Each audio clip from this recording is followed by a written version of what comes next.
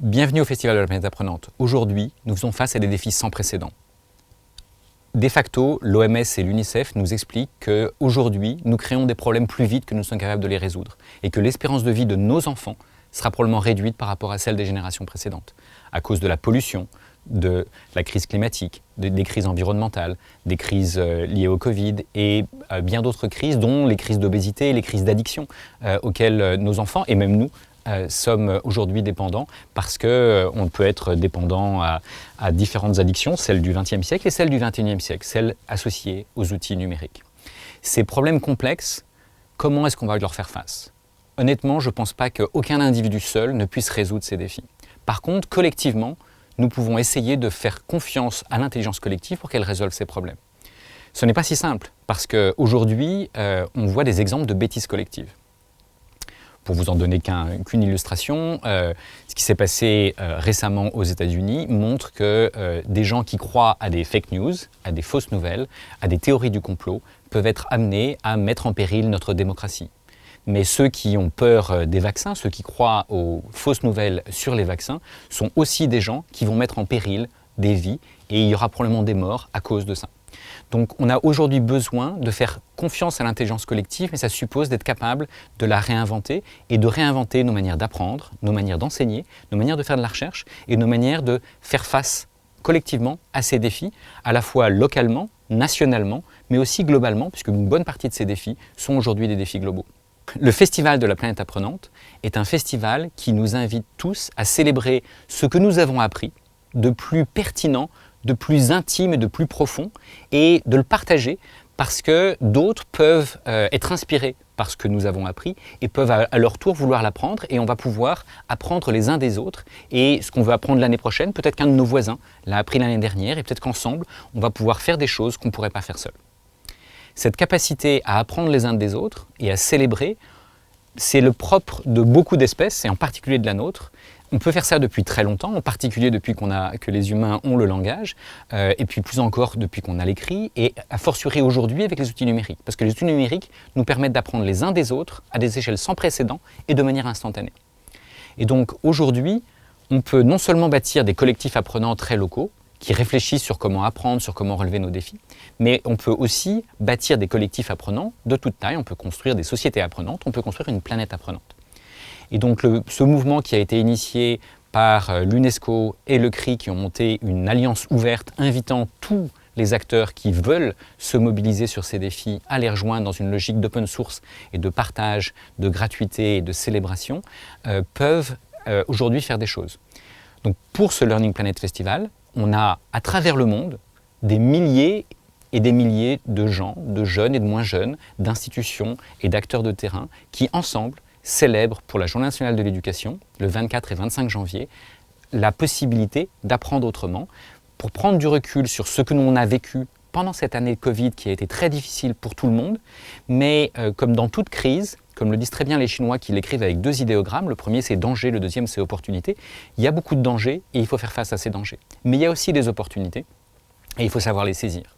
Et donc il y a des opportunités de se demander qu'est-ce qu'on veut. On a par exemple, pour la première fois, célébré tous ensemble nos soignants. On applaudissait à 20h. Aujourd'hui, on peut célébrer peut-être d'autres choses. On peut célébrer, en particulier pour la Journée nationale de l'éducation, nos éducateurs, nos apprenants, nos capacités à apprendre les uns des autres et à faire face à ces défis complexes. Et si on sait résoudre le défi du Covid, et on est relativement bien placé pour y arriver si le vaccin va jusqu'au bout et si l'ensemble des personnes se font vacciner, mais si on fait face à ce défi du Covid collectivement, grâce à la recherche et grâce à la mobilisation des soignants et de l'ensemble des citoyens pour faire face à cette épidémie, alors on peut espérer faire face à d'autres de nos grands défis, comme le défi climatique par exemple, ou les autres défis que la démocratie par exemple sont en train de subir au moment même où on se parle à travers le monde.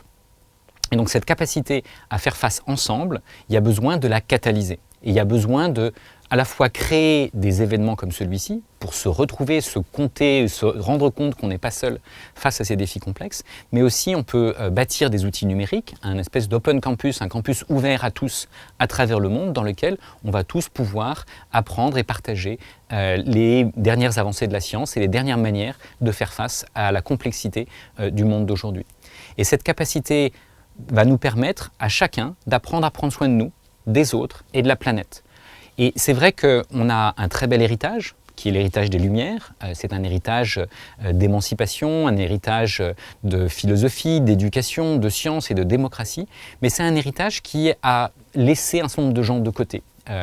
Déjà, Athènes avait pensé une partie de ces sujets, mais Athènes, vous savez tous que la citoyenneté à Athènes n'était pas pour tout le monde. Typiquement, tous les hommes ne l'avaient pas, les femmes ne l'avaient pas, les enfants ne l'avaient pas, les esclaves ne l'avaient pas. Pendant les Lumières, on a réinventé ce que la citoyenneté avait inventé à Athènes à une échelle locale, on l'a réinventé à l'échelle de la nation. Je pense qu'aujourd'hui, il faut le réinventer à l'échelle globale, et il faut le réinventer d'une manière qui soit plus inclusive, et s'assurer qu'il n'y a pas d'inégalité et de discrimination entre les genres, entre les races, entre les individus. Et puis, il faut fondamentalement penser des manières de nous aider à faire face tous ensemble à ces défis. Et puis, il faut probablement inventer ce que j'appellerais une citoyenneté globale. On peut se sentir citoyen du monde, mais aujourd'hui, aucun d'entre nous n'a la possibilité d'agir sur les profondes transformations du monde à la même manière où on peut agir sur les transformations à une échelle locale ou nationale en votant pour un maire ou pour un niveau national. Donc je pense qu'on a besoin de réinventer cette citoyenneté et on a besoin d'inviter, y compris les plus jeunes, à se mobiliser sur ces sujets. Et donc il n'y a pas de raison en fait, si on veut que nos enfants deviennent des citoyens du monde, eh bien, il faut par exemple leur donner de nouveaux droits. Et les Nations Unies ont défini des droits de l'enfant depuis le XXe siècle, mais on ne les a pas révisés à l'heure des défis du XXIe siècle. Et je pense qu'il est temps de le faire, et peut-être que ça peut commencer en leur donnant un droit particulier, qui serait le droit de demander de nouveaux droits. Et d'ailleurs, on voit bien que spontanément, ils descendent dans les rues pour nous dire qu'ils veulent qu'on fasse attention aux problèmes de changement climatique, qu'on fasse attention à l'érosion de la biodiversité, qu'on fasse attention aux problèmes de discrimination entre les hommes et les femmes, il y a le mouvement Black Lives Matter, il y a tout un tas de mouvements pour lesquels ils se mobilisent spontanément.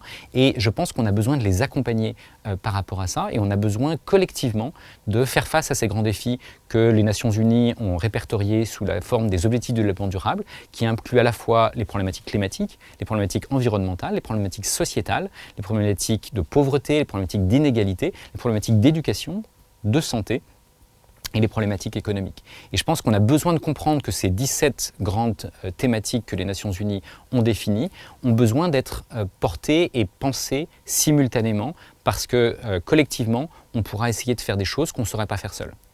Et si vous vous demandez peut-être pourquoi cet animal est à côté de moi, et en fait c'est parce que c'est un animal qui symbolise la sagesse indienne. Et il y a une très belle fable qui est celle de l'éléphant et des 6 aveugles, dans lequel chaque aveugle touche les différents éléments de l'éléphant. Celui qui touche la patte pense qu'il a un tronc d'arbre dans les mains, celui qui touche la trompe pense qu'il a un serpent dans les mains, celui qui touche la défense pense qu'il a une lance dans les mains, celui qui touche le corps pense qu'il a un mur dans les mains. Et évidemment, ils ne sont pas d'accord. Mais il y a quelqu'un qui a un peu plus de vision qu'eux, qui passe et qui leur dit que si seulement ils prenaient le temps de s'écouter les uns les autres, peut-être qu'ils comprendraient mieux les différentes facettes de la complexité de l'éléphant qui est en face d'eux et qui seraient peut-être mieux à même de comprendre cet éléphant et sa sagesse. Aujourd'hui, on a beaucoup d'éléphants autour de nous, on a beaucoup de problématiques très complexes auxquelles on doit faire face, et chacun d'entre nous pense qu'il a compris la réalité du monde, alors qu'en fait le monde est plus complexe que ce que nos cerveaux seuls peuvent appréhender facilement. Et donc on a besoin de collaborer, on a besoin d'apprendre les uns des autres, on a besoin de faire ensemble des choses que l'on ne saurait pas faire seul. Et donc cet éléphant symbolise cette situation parce qu'en plus on a aujourd'hui, face à notre attitude vis-à-vis de la nature, on a tout un tas d'animaux, d'espèces et d'écosystèmes qui sont en danger. Donc quelque part cet éléphant est en danger, et un éléphant en danger, c'est encore plus imprédictible. Ça peut détruire énormément de choses. Vous connaissez tous le fameux éléphant dans un magasin de porcelaine. Eh bien on en est un petit peu là aujourd'hui, dans notre capacité à modifier le climat, à modifier nos écosystèmes. On est en train, en tant qu'humain, de casser beaucoup de porcelaine dans ce magasin, et ça va avoir beaucoup de conséquences si on n'est pas capable d'avoir une autre attitude vis-à-vis de la nature et vis-à-vis de cet éléphant complexe auquel on est tous confrontés. Je vous remercie donc tous d'être là aujourd'hui, et je pense que ça n'est que le début d'une aventure. Cette planète apprenante, on n'en est qu'à ses balbutiements. On commence à apprendre les uns des autres par des dispositifs de type Wikipédia et autres, mais on peut faire beaucoup mieux, on peut inventer encore de meilleurs outils demain, parce que typiquement nos réseaux sociaux, qui sont une des manières de partager de l'information, ont plein de biais. C'est des outils qui aujourd'hui utilisent l'intelligence artificielle, mais pas pour nous améliorer en tant qu'être humain, mais pour nous manipuler en tant qu'être humain, et pour manipuler nos faiblesses, et pour de facto augmenter la bêtise collective, et augmenter notre capacité à cliquer et à surconsommer tout un tas de produits qui ne sont pas forcément nécessaires. Donc on a besoin de modifier l'intelligence artificielle pour non pas la mettre au service de la bêtise individuelle et de la bêtise collective, mais au service de l'intelligence collective. On a besoin de réinventer ces technologies, et on a besoin de réfléchir à ce qui fera l'essence de cette planète apprenante, qui doit être une planète apprenante et durable, qui doit être une planète où on puisse tous apprendre à vivre en harmonie les uns avec les autres, et les uns et les autres comme des éléments. On est des animaux qui appartiennent à des écosystèmes complexes, et on se doit d'être en harmonie avec les autres espèces également. Et donc cette capacité à se réinventer, je pense qu'on en est tous capables individuellement. Le défi, c'est d'être capable de le faire collectivement, et ça passe probablement par notre capacité à apprendre à travers la planète, à faire face à nos défis personnels, collectifs et globaux. Et pour ça, je pense qu'il faut qu'on apprenne tous à prendre soin de nous, des autres et de la planète.